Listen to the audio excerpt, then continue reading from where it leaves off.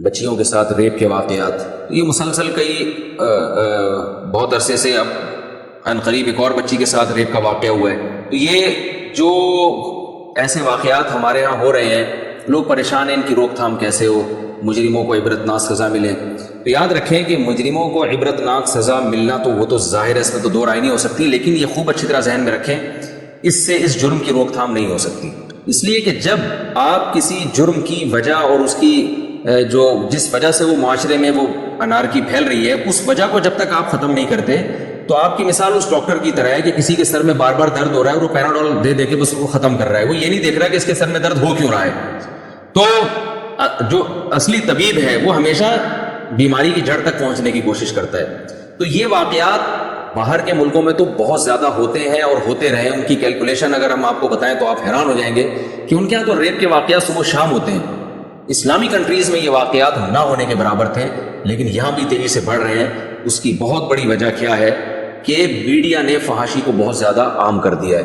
کو education system دیکھیے، ایک آدمی کی جب بھوک کو آپ پورا نہیں کریں گے اور اس کے وہ بھوکا ہے اور اس کی بھوک کو بڑھانے والی ساری چیزیں موجود ہیں اور اس کے سامنے آپ بار بار مرغن غذائیں لے کر آئیں گے، تو اس کا مطلب ہے کہ آپ اس کو راستہ دے رہے ہیں برائی کا کہ وہ چوری کر کے یہ چیزیں کھانے کی کوشش کریں. دیکھیں اب گھر میں کیا ہوتا ہے کہ بچے کو جس چیز سے پرہیز ہوتا ہے تو دسترخوان پہ وہ چیز رکھی نہیں جاتی. بعض بچوں کو ڈاکٹر بتاتے ہیں چاول سے پرہیز ہے، ان کو کھانسی ہے، ان کے ساتھ یہ مسئلہ ہے، ان کو چاول نہ کھلائے. تو والدین بچوں کی خاطر قربانی دیتے ہیں، اس دن کھانے میں چاول بناتے ہی نہیں ہیں. یہ نہیں کرتے کہ آپ بچے کے سامنے چاول مزے مزے سے لے کے کھا رہے ہیں اور بچے کو منع کر رہے ہیں کہ بیٹا تم نہیں کھاؤ، تمہیں پرہیز ہے. تو بچہ کہے گا نا کہ جب پرہیز تھا تو آپ نے بنایا کیوں، میرے سامنے رکھا کیوں. یہ سمپل سی مثال ہے کہ اللہ نے مرد اور عورت کی طرف ایک دوسرے کی رغبت رکھی ہے، مرد کی عورت کی طرف، عورت کی مرد کی طرف. تو اس کا ایک طریقہ بیان کیا ہے کہ سیکس کو بڑھانے والی اور جو بھی شہوت کو بھڑکانے والی چیزیں، ان تمام چیزوں کو اللہ نے ختم کر دیا. فحش مواد، فحش فلمیں، عورت کو پردے کا حکم دیا، فحش فلموں پہ پابندی لگائی، فحش مواد پہ پابندی لگائی. کو ایجوکیشن سسٹم کا اسلام میں کوئی تصور نہیں ہے. مرد مرد میں رہے گا، لڑکیاں لڑکیوں میں رہیں گی. پھر جب وہ ایک عمر تک پہنچیں گے، ان کے اندر یہ جذبات پیدا ہوں گے، تو اللہ نے والدین کو حکم دیا کہ بالغ ہوتے ان کے نکاح کا انتظام کر دیا جائے. یہ ایک نیچرل طریقہ ہے کسی معاشرے میں حیا کو فروغ دینے کا، اس سے معاشرے میں حیا پھیلتی ہے. لیکن آپ اگر کسی بھی اسٹیپ پہ اس سسٹم کی مخالفت کریں گے تو وہی کچھ ہوگا جو ہو رہا ہے. تو اس کی مخالفت کیسے ہوتی ہے؟ لڑکیوں کو بے پردہ گھومنے کی آپ نے اجازت دے دی، سینما گھروں میں فحش فلمیں لگائی جا رہی ہیں، فحش ڈرامے ٹیلی ویژن پہ دکھائے جا رہے ہیں اور پردے کا کوئی نظام ہی نہیں ہے. ٹین ایجز لڑکوں کو اسکول میں لڑکیوں کے ساتھ بٹھایا جا رہا ہے. تو یہ درندگی، اور پھر جو موویز ہیں فحش قسم کی وہ کھلے عام بک رہی ہیں مارکیٹوں میں، انٹرنیٹ پہ لوگ ڈاؤن لوڈ کر رہے ہیں، دیکھ رہے ہیں. اس کا مطلب یہ ہے کہ آپ معاشرے کو خود درندہ بنا رہے ہیں. ہماری حکومتیں خود درندہ بنا رہی ہیں. جو لوگ اسمبلیوں میں پہنچے ہوئے ہیں وہ خود معاشرے کو برائی کی طرف لے کر جا رہے ہیں اور حلال راستوں پر پابندی لگ رہی ہے. نکاح کے بارے میں سخت سے سخت قوانین ہوتے چلے جا رہے ہیں. کہیں قانون بنتا ہے کہ بھائی بالغ لڑکی کو جب تک وہ 18 سال کی نہ ہو جائے نکاح کی اجازت نہیں ہے. پھر قانون بنتا ہے کہ مرد کو دوسری شادی کی اجازت نہیں ہے، چاہے اس کی بیوی میں کیسے ہی فالٹ کیوں نہ ہو، کوئی خرابی کیوں نہ ہو، وہ اس کی ڈیزائرز پوری نہیں کر سکتی، لیکن آپ اس پہ پابندی لگا رہے ہیں وہ سیکنڈ میرج نہیں کر سکتا. چاہے وہ کسی بیوہ سے کر رہا ہو، کسی طلاق یافتہ سے کر رہا ہو، اس کا گھر بسا رہا ہو، لیکن آپ نے اس پہ بہت سخت پابندیاں لگا دی، 6 مہینے کی جیل اور لاکھوں روپے جرمانے ڈال دیے آپ نے اس کے اوپر. تو یاد رکھیں کسی بھی معاشرے میں جب حلال کو مشکل بنایا جائے اور حرام کے دروازے کھول دیے جائیں تو یہی بدترین واقعات ہوتے ہیں. ایسے ہی درندے پیدا ہوتے ہیں جو بچیوں کو ریپ کرتے ہیں، بچوں کو ریپ کرتے ہیں. یہ درندے ہمارے سسٹم کی پیداوار ہیں. میں ان درندوں کی حمایت ہرگز نہیں کر رہا. میرا بس چلے، مجھے اگر قانون سازی کی اجازت دی جائے تو میں کہوں گا کہ ان کو فوراً لٹکا کے مار دیا جائے. ان کو جو ہے حکومت کی ذمہ داری ہے، ان کو فوراً پھانسی کے پھندے پہ لٹکائے، عبرتناک سزا دے. ہم ان کو کبھی بھی اپریشیٹ نہیں کر رہے. یہ معاشرے کے بدترین ناسور ہیں، لیکن خدا کی قسم اس سے بڑے مجرم وہ حکمران ہیں جو معاشرے میں بے حیائی کو فروغ دے رہے ہیں، جو اسکولوں میں کو ایجوکیشن سسٹم کو فروغ دے رہے ہیں اور جو عورت کو پردے کا پابند نہیں بنا رہے. یونیورسٹیوں میں، کالجز میں، سرکاری دفتروں میں لڑکوں کے ساتھ جوان لڑکیوں کو بٹھا رہے ہیں اور اس پر کوئی روک ٹوک نہیں ہے. ایسے حکمران ان جرائم کے جو ہے نا، اور ایسے حکمران جو ہے اس قسم کے جرائم جو معاشرے میں پیدا ہو رہے ہیں ان کے اولین ذمہ دار ہیں. دنیا میں سزا نہیں ملتی لیکن آخرت میں اللہ ان لوگوں کو ضرور لٹکائے گا اور انتقام لے گا کہ جن کے قانون سازی اور جن کی غلط قانون سازی کی وجہ سے معاشرے میں ایسے مجرم پیدا ہوتے ہیں. تو ہماری حکومت سے ایک عاجزانہ اپیل ہے کہ وہ لوگ جو اسمبلیوں میں بیٹھے ہوئے ان سے عاجزانہ اپیل ہے کہ اللہ کا واسطہ ہوش کے ناخن لیں، میڈیا پہ قابو پائیں، میڈیا کو قابو میں رکھنے کی کوشش کریں. اسلام کے نام پہ یہ ملک بنا تھا, اسلامی خطوط پر اس کو چلانے کی کوشش کریں. پردے کی حجاب عورت پر لازم ہو, جوان عورت پر لازم ہو کہ وہ حجاب کے بغیر گھر سے باہر نہیں نکل سکتی. اسکولوں میں کو ایجوکیشن سسٹم کو ختم کیا جائے اور میڈیکل کالجز میں کو ایجوکیشن سسٹم کو ختم کیا جائے. جوان لڑکیاں نائٹ ڈیوٹی کر کے آتی ہیں, جب ہاؤس جاب کرتی ہیں پوری رات غیر مردوں کے ساتھ وہ گزارتی ہیں. تو آپ بتائیے کہ یہ کیا معاشرہ کس طرف جا رہا ہے؟ اس میں وہی واقعات ہوں گے جو دوسرے ملکوں میں ہوتے ہیں اور ہمارا ملک بھی اس کی لپیٹ میں پھر آئے گا. تو ان تمام بے حیائی کے کاموں پر پابندی لگانے, یعنی ہمارا ایک عاجزانہ مطالبہ ہے حکومت سے کہ ان تمام بے حیائی کے راستوں کو بند کرے, نکاح کو پروموٹ کرے زیادہ سے زیادہ. جب خلافت عثمانیہ تھی تو نکاح کرنے والے کو گورنمنٹ کی طرف سے پیسے دیے جاتے تھے, ان کے ساتھ تعاون کیا جاتا تھا اور حکومت سپورٹ کرتی تھی جب تک اسلامی حکومتیں دنیا میں تھیں. آج نکاح کرنے والے پر تو بڑی سخت پابندیاں ہیں اور اس کے لیے نکاح کو ایک عذاب بنا دیا گیا, لڑکی کے لیے بھی عذاب بنا دیا اور لڑکوں کے لیے بھی عذاب بنا دیا, اور زنا پر کوئی روک ٹوک نہیں ہے اور زنا کو معاشرے میں پھیلایا جا رہا ہے. تو حکومت سے, اسمبلیوں میں بیٹھے ہوئے لوگوں سے ہماری ایک عاجزانہ درخواست ہے کہ ہوش کے ناخن لیں, کو ایجوکیشن سسٹم کو آپ ملک سے ختم کریں, خواتین کے بے حجاب گھومنے پر پابندی لگائی جائے اور میڈیا کو کنٹرول میں لیا جائے.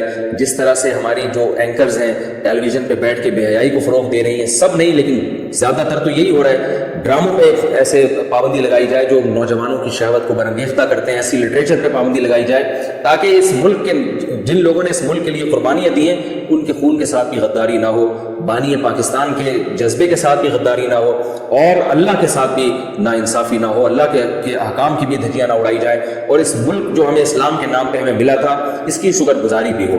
اللہ تعالیٰ سے دعا ہے کہ اس بے حیائی کو کے طوفان کو ہمارے ملک سے ختم کرے. اور قرآن میں جیسے اللہ نے فرمایا ان الذین یحبون ان تشیع الفاحشۃ فی الذین آمنوا لہم عذاب علیم فی الدنیا والآخرہ, جو لوگ بھی معاشرے میں بے حیائی کو فروغ دیتے ہیں کسی بھی طریقے سے, سب اس میں داخل ہیں, ڈراموں کے ذریعے, فلموں کے ذریعے, قانون سازی کے ذریعے, کو ایجوکیشن سسٹم کو معاشرے میں پھیلا کے کسی بھی طرح سے, اللہ فرماتے ہیں جو بے حیائی کو پھیلانے کا ذریعہ بنے گا اس کے لیے دردناک عذاب ہے دنیا میں بھی اور آخرت میں بھی. دنیا میں عذاب حکومت دیتی ہے لیکن افسوس ہے کہ حکومت ہی خود جب بے حیائی کو پروموٹ کر رہی ہو تو اسے سزا کون دے گا, لیکن آخرت میں جو عذاب ہوگا وہ اللہ کی طرف سے ہوگا, اس سے کوئی نہیں بچا سکتا. اللہ سے دعا ہے ہماری ان قوم کی بچیوں کی اللہ عصمتوں کی حفاظت فرمائے, انہیں ان شہوانی درندوں کے شر سے اللہ تعالیٰ محفوظ فرمائے. ان ظالموں کو جنہوں نے یہ اس طرح سے ریپ کی ہے بچیوں کے اور بچیوں کے ساتھ ناانصافی کی ہے اور درندگی کی ہے, اللہ تعالیٰ ان کو عبرت کا نشان بنائے. ان کو جو ایسی سزا کا یعنی ہماری حکمرانوں کو ان کو ایسی سزا دینے کی توفیق عطا فرمائے جو آنے والے لوگوں کے لیے عبرت کی ایک علامت اور عبرت کا ایک نشان بن جائے, اور ہمارے حکمرانوں کو بھی اللہ ہدایت دے کہ وہ ایسی قانون سازی کریں ملک میں کہ حیا کو فروغ ہو. ویلنٹائن ڈے کے نام سے بے حیائی, یہ تمام چیزوں پہ پابندی لگنی چاہیے, حیا کو ملک میں فروغ دیں تاکہ اس قسم کے واقعات دوبارہ رونما نہ ہوں. دوسری بات یہ کہ حکومت کی تو ایک ذمہ داری بنتی ہے, ماں باپ کی بھی ذمہ داری بنتی ہے. آج بہت سے والدین اپنی اولاد کی طرف سے اتنے غافل ہیں, خوبصورت بچیوں کو پڑھانے کے لیے ٹیوٹر رکھا ہوا ہے. میں خود ایسے گھروں کو جانتا ہوں کہ ٹین ایجز لڑکیاں ہیں, ان کو پڑھانے کے لیے کوئی ٹیچر آ رہا ہے اور بند کمرے میں بیٹھ کے ان کو ٹیوشن پڑھا رہا ہے. اس کا کیا لگتا ہے کہ وہ آپ کیوں کسی پر اتنا اعتماد کر رہی ہیں؟ ہم تو یہ کہتے ہیں کہ اگر بچی قریب البلوغ ہے, بالغ ہونے والی ہے, تو کسی قاری سے بھی اس کو نہ پڑھایا جائے. اسلام میں پہلے پردہ ہے, بعد میں ساری چیزیں ہیں. قرآن کے احکام پر عمل پہلے ہے, قرآن لفظی اعتبار سے پڑھنا بعد میں ہے. قرآن میں عورت کو پردے کا حکم ہے. جو ٹین ایجز لڑکیاں ہیں پردہ وہاں سے شروع ہو جاتا ہے. علماء کہتے ہیں کہ 10 سال کی بچی کو پردہ کروانا یہ ضروری ہے. ٹھیک ہے, وہ چہرے کے پردے کے احکام تو بعد میں آتے ہیں, لیکن اس عمر میں احتیاط ضروری ہے. تو ماں باپ کی ذمہ داری ہے کہ اپنے بچوں کی, اپنی بچیوں کی حفاظت کریں, ان کی نگرانی کریں. ایسے ہی کوئی بھی آ رہا ہے چیز دلانے کے بہانے, ایک بچی کے ساتھ ریپ ہوا تھا, کیا ہوا تھا, کوئی بندہ آیا اور چیز دلانے کے بہانے جو ہے نا اس کو اپنے ساتھ لے گیا اور وہ بچہ چلا گیا. تو ماں باپ کو چاہیے اپنے بچوں کو قابو میں رکھیں. کوئی بھی آ رہا ہے اٹھا کے ان کو کسی بھی لالچ میں لے کے جا رہا ہے, وہ جانے دیتے ہیں ان کو. تو بچوں کی نگرانی ہونی چاہیے. علماء یہاں تک کہتے ہیں کہ بچوں کو کزن کے ساتھ بھی مت سونے دیا جائے. بعض دفعہ سب نہیں ایسے ہوتے, ہمارے ملکوں میں الحمدللہ, ہمارے خاندانوں میں, ملکوں میں, ہماری قوم میں خیر غالب ہے, لیکن ایک گندی مچھلی پورے تالاب کو گندا کر دیتی ہے. تو بعض دفعہ کزنوں میں کوئی ایسی ہوتی ہے یا ایسا ہوتا ہے جو خراب کر دیتا ہے. ماں باپ کہہ رہے ہوتے ہیں کوئی بات نہیں, کزن ہے اس کے ساتھ سونے, تو وہ برائی کی عادت, وہ برائی کی لت لگا دیتا ہے. وہ شریعت نے تو یہاں تک حکم دیا ہے کہ سگے بہن بھائی بھی 10 سال کی عمر کے بعد ایک ساتھ نہیں سو سکتے اور ایک بستر پہ نہیں سو سکتے. سگوں کے بارے میں یہ احتیاط کا حکم دیا ہے, تو آپ بتائیں جو سگے نہیں ہیں ان کے بارے میں کتنی احتیاط کا حکم ہوگا. بدگمانی کی اجازت نہیں ہے کہ آپ کسی سے خام خامے بدگمان ہے کہ اس کی نیت اس کی نظریں غلط ہیں, یہ اجازت نہیں ہے, احتیاط کا حکم ہے. معاملات میں ایک دوسرے سے ایسے ہی معاملہ کیا جائے گا جیسے آپ اس سے بدگمان ہیں. حضرت شیخ الحدیث مولانا زکریہ رحمہ اللہ تعالیٰ کا مشہور واقعہ ہے, فرماتے ہیں جب میں بچہ تھا میں مسجد میں جب نماز پڑھتا نا کسی کے ساتھ کھڑے ہو کر, اگر اگلی نماز میں بھی اسی کے ساتھ کھڑا ہوتا تو میرے والد مجھ سے پوچھتے تھے یہ تمہارا کیا لگتا ہے کہ ظہر میں بھی اسی کے ساتھ تھے, عصر میں بھی اسی کے ساتھ تھے. اتنی نگرانی ہوتی تھی تاکہ کسی بڑی عمر کے آدمی سے دوستی نہ ہونے پائے. تو والدین کو اپنے, حالانکہ وہ زمانہ بڑا خیر کا زمانہ تھا, اب تو بہت زیادہ بےہودگی پھیل گئی ہے. والدین کی ذمہ داری بنتی ہے کہ آپ کا اگر کوئی لڑکا ہے, ٹین ایجز بچہ ہے یا بچی ہے یا اس سے بھی کم عمر ہے, تو اگر کوئی بڑا لڑکا اس سے فری ہونے کی کوشش کر رہا ہے تو آپ اس کی نگرانی کریں, اس کو منع کریں کہ بیٹا اپنے سے جیسے بچوں میں کھیلا کرو, اپنے سے بڑوں سے فری ہونے کی کوشش نہ کیا کرو. کوئی تم سے فری ہو رہا ہے تو ہمیں گھر میں آ کے اطلاع دیا کرو.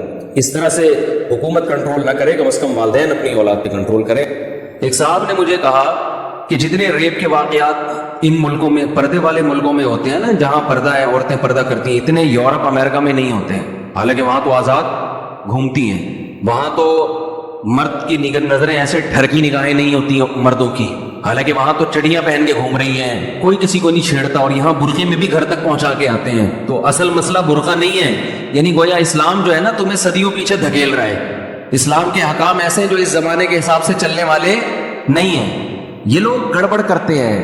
انگریز کسی عورت کے گھر تک اس لیے نہیں جاتا کہ اسے گھر تک جانے کی ضرورت نہیں ہے, ضرورت نہیں ہے اسے گھر تک جانے کی. ہمارے ہاں چند معاشرے میں ٹھرکی ہیں جو گھر تک پہنچتے ہیں, مانتا ہوں میں, میجورٹی ایسی نہیں ہے. آپ اس ملک میں زنا پر پابندی لگا دو, ان ممالک میں گھر سے اغوا کر کے لے کے جائیں گے وہ, ٹھیک ہے نا. جب ان کو حرام کاری کے اتنے ذرائع ان کے پاس میسر ہیں تو انہیں کسی کے گھر تک جانے کی ضرورت کیا ہے. تو میں نے ان سے سوال یہ کیا, مجھے یہ بتاؤ کہ گوروں میں, غیر مسلموں میں جو یورپ امریکہ میں رہتے ہیں, کوئی ایک فیصد کیا ایک شخص بھی ایسا ہے جو زنا سے بچتا ہو, ایک شخص بھی ایسا ہے جو بدکاری اور زنا سے بولو بچتا ہو. اور ہمارے ملکوں میں 99.9% لوگ ہیں جو زنا سے بچتے ہیں, ساری زندگی ایک عورت پر اکتفا کرتے ہیں. یہ کتنا بڑا اس معاشرے کا ایک خوبصورت امیج ہے جو دنیا کے سامنے آنا چاہیے. ہاں آپ نے اس زنا کو لیگل قرار دے دیا ہے, اس لیے آپ برے ہو کر بھی کیا بن گئے, بولو اچھے بن گئے. جب آپ نے ایک آدمی کو زنا کی اجازت دے دی تو وہ بدنظری کر کے ٹینشن کیوں, وہ تو چھچور بنا ہوگا بدنظری اس کے لیے. لوگ کہتے ہیں مارکیٹوں میں کوئی کسی عورت کی طرف دیکھتا ہی نہیں ہے, ہمارے ہاں کوئی عورت کی آنکھیں بھی کھلی ہوں گی تو گھر تک بولو پہنچے گا. اسلام جس معاشرے میں عورت کو سر کے بال سے لے کے پاؤں کے ناخن تک چھپنے کا حکم دیتا ہے, اس معاشرے میں اسلام نکاح کے بغیر عورت تک پہنچنے کی آپ کو اجازت نہیں دیتا. اس معاشرے میں خطرات ہوں گے کیونکہ آپ باؤنڈ ہیں. تو آپ جب باؤنڈ ہیں کہ آپ نے حلال راستہ ہی اختیار کرنا ہے, تو حلال راستہ جب آپ نے اختیار کرنا ہے تو اس میں ظاہر ہے حلال محدود ہوتا ہے, حرام کیا ہوتا ہے, لا محدود. تو اس میں آپ کو کنٹرول کرنا مشکل ہوگا. تو اسلام جب تک عورت کو پردہ نہیں کرائے گا معاشرے میں تباہی پھیلے گی. ہاں اگر آپ زنا کو لیگل کر دیتے ہیں, جس نے جس سے منہ کالا کرنا ہے آپس کی انڈرسٹینڈنگ سے کرے, پھر پردے کے تکلف کی ہم بھی مانتے ہیں کہ ضرورت نہیں ہے. تو بات اس پہ ہونی چاہیے کہ یہ جو آپ نے زنا کو لیگل کر دیا ہے یہ اچھا کام کیا کہ برا کام کیا. زنا کو تو لیگل کر دیا نا, اس زنا کے لیگل کرنے کا نقصان کیا ہوا ہے, خاندانی نظام کی ایسی کی تیسی ہو گئی. ان ایتھیس لوگوں سے آپ پوچھو کہ آپ لوگ اپنی ماں کی خوبیاں تو بیان کرتے ہو, باپ کی خوبیاں کیوں بیان نہیں کرتے آپ کبھی؟ باپ کا تو پتہ ہی نہیں ہوتا ان کو ہے کہاں, وہ پتہ ہی نہیں ہوتا. یہ سنگل مدر کے قائل ہیں, یہ باپ کے قائل نہیں ہیں. یہ تباہی ہے اس معاشرے میں. تو دیکھو ہمارے لوگ جو ہے نا, جو مسلم کنٹریز میں رہتے ہیں, یہاں کچھ برائیاں ہیں, لیکن جب آپ اس برائی کی گہرائی میں جاؤ گے تو آپ کو پتا چلے گا ان کی اچھائی کی جڑ میں برائی ہے, اور ہماری برائی کی جڑ کیا ہے, اچھائی پر مبنی ہے. کچھ اچھے کام ہیں جس کی وجہ سے کچھ برائیاں ہوتی ہیں, وہاں برائی ہی کو لیگل کر دیا ہے, تو اب ان کو چھوٹی برائیوں کی ضرورت نہیں ہے. شراب پہ پابندی لگا کے دکھاؤ ان کنٹریز میں, دیکھو کتنے لوگ اس قانون کو فالو کرتے ہیں. ہمارے ہاں پابندی نہیں ہے, پھر بھی الحمدللہ لاکھوں کروڑوں لوگ بچتے ہیں. اگر شراب الاؤ بھی ہو جائے نا پھر بھی ہمارے یہاں میجورٹی نہیں پیے گی. یہ مذہب ہے اسلام ہے جس نے ہم کو روکا ہوا ہے. اور اب تو ہمارے کنٹریز میں بھی زنا پھیل گیا ہے, یعنی جو کرنا چاہے کر سکتا ہے. اس کے باوجود 99% سے زیادہ لوگ زنا سے بچ رہے. کون سی طاقت ان کو روک رہی ہے؟ عورت سے بچنا مرد کے لیے دنیا کا سب سے مشکل کام ہے. یقین نہ آئے کسی گورے سے کہو تو 10 سال بچ کے دکھا, اور ہمارے یہاں 30 سال میں جس کی شادی ہو رہی ہے 15 سال اپنے آپ کو زنا سے بچاتا ہے. خدا کی قسم یہ حوصلہ کسی انگریز میں نہیں ہے. اتنا اپنے نفس پہ کنٹرول, اتنی پاور کہ اپنے آپ کو برائی سے روکے, یہ کسی گورے میں. اس لیے انہوں نے اس برائی کو کیا کر دیا لیگل, کہ یہ برائی نہیں ہے. تو اس پہ بحث کرو. اس لیے بحث ان سے اس پر ہونی چاہیے کہ زنا برائی ہے یا نہیں ہے. جب زنا کا برا ہونا ثابت ہوگا پھر دیکھو کس ملکوں میں زنا کا ریشو زیادہ ہے اور کن ملکوں میں کم. اسلامی ملکوں میں آٹے میں نمک کے برابر, اور غیر مسلم ملکوں میں ہر شخص زنا کر رہا ہے, ہر شخص زنا کر رہا ہے. اور یہ جو آپ نے اس کو ایک لبرل نے اس پہ یہ بھی تبصرہ کیا ہوا تھا کہ ان ملکوں میں زنا کرنا, زنا سے مراد آپس کی انڈرسٹینڈنگ سے مرد اور عورت کا ملاپ, یہ برائی ہے ہی نہیں, تو لہذا وہ برے نہیں ہیں. ارے یعنی جو برائی ہو رہی ہے آپ نے اس کی ڈیفینیشن چینج کر کے کہہ دیا کہ دیکھو ایک آدمی چرس پیتا ہے, ہم تو چرسیوں کو برا سمجھتے ہیں نا. ابے چرسی سے کیا ہمیں سمجھائے گا؟ لوگ کہتے ہیں نا وہ چرسی کا ہے, میں چرس کو برا ہی نہیں مانتا. اب آپ اس سے بحث کرو گے, ابے کیا ہو گیا, اب آپ بولو گے کہہ گا یہ تو اینٹی ڈپریشن ہے, جب ٹینشن ہوتی ہے پیو مزہ آتا ہے, مزہ جب آ رہا ہے تو اپنے خرچے پہ آ رہا ہے تو کسی کو تکلیف کیوں ہو رہی ہے؟ وہی چیز جو معاشرے کی سب سے بڑی گالی تھی وہ اچھا لیبل لگا کے کیا بن گئی, خوبی بن گئی کہ یہ تو اینٹی ڈپریشن چیزیں لیتا ہے اور یہ اینٹی ڈپریشن چیزیں نہیں لیتا. تو جو ڈپریشن سے بچنے کا انتظام کرتا ہے وہ اچھا ہوتا ہے, جو انتظام نہ کرے وہ اچھا ہوتا ہے. بھائی ڈائریکٹ چلسی اچھا ہو گیا, پھر اس دلیل سے کیا ہو گیا؟ نہیں آ رہی میرا خیال ہے بات. تو اس ایتھیسٹ تک میرا کوئی یہ پیغام پہنچا دے کہ اسلام کے اگر آپ کسی آدھے حکم کو سمجھنے کی کوشش کرو گے تو وہ واقعی کھوپڑی میں نہیں آئے گا. اسلام میں جو پردے کا حکم ہے نا یہ یورپ اور امریکہ کی عورتوں کے لیے نہیں ہے. جس معاشرے میں زنا لیگل ہے اس میں تو چڈی پہن کے گھومو, بنیان پہن کے گھومو, کیا کرنا ہے اگلے نے؟ وہ نائٹ کلب جا کے منہ کالا کرے گا اپنا, اسے کسی کی چڈی بنیان سے کیا لینا دینا بھائی؟ وہ تو کہے گا چڈی پہننے کا بھی خام میں تکلف کیا. اور ان ملکوں میں بات ذرا حیا کے خلاف ہے. ڈاکٹروں سے ہم نے سنا ہے 80-90% لوگ اپنی خواہشات کو بیدار کرنے کے لیے ٹیبلٹ کھاتے ہیں, دوائیں کھاتے ہیں. کیوں؟ اس لیے کہ یوز ٹو ہو چکے ہوتے ہیں, وہ بچپن سے یہ چیزیں دیکھ دیکھ کے اتنا بےہودگی ہے, اتنی بےہودگی ہے کہ ان کی عورتوں کو پردہ کرانا یہ تو ایک خام خواہ کیا لگے گا, تکلف ہے. تو اسلام جب کوئی حکم دیتا ہے نا تو اس کے ساتھ اور بھی کچھ احکام ہوتے ہیں. جب آپ اس حکم کو اس حکم کے ساتھ جوڑو گے تو پھر اسلام کا حکم سمجھ میں آئے گا. آپ ایک حکم گورے کا لے رہے ہو, پردے والا حکم کہاں سے لے رہے ہو؟ اسلام کا. پھر کھوپڑی آپ کی کام نہیں کرے گی کہ یار انگریز عورت کو آپ شٹل کاک پہنا دو, وہ کہے گی یہ کیا ضرورت ہے بھائی, مجھے کون سا خطرہ ہے یہاں پہ.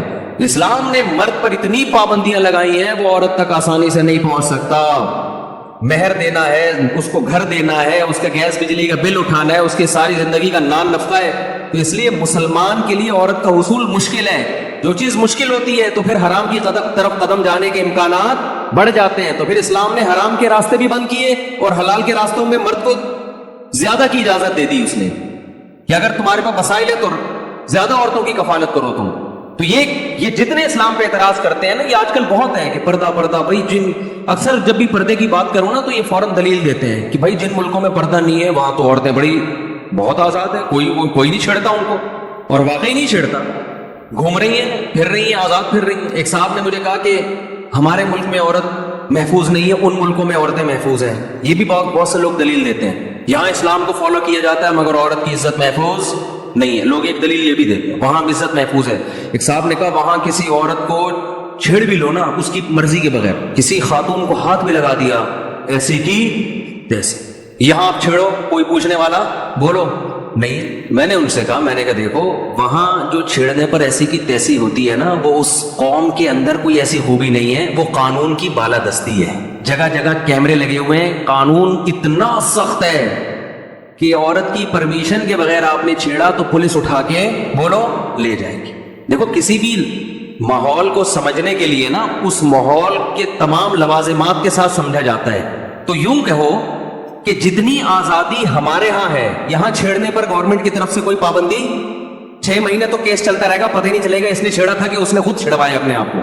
پھر پولیس کو رشوت دینی پڑے گی, جو چھڑی ہے اس کو بھی رشوت دینی پڑے گی کہ اس نے مجھے چھیڑا تھا, پولیس کہے گی اس کی کیا دلیل ہے, کہے گی گواہ نہیں ہے, پولیس کو 500 روپے دے دو تو ہم ثابت کر دیں گے تم چھڑی ہو. یعنی شروع سے رشوت شروع ہو جائے گی نا.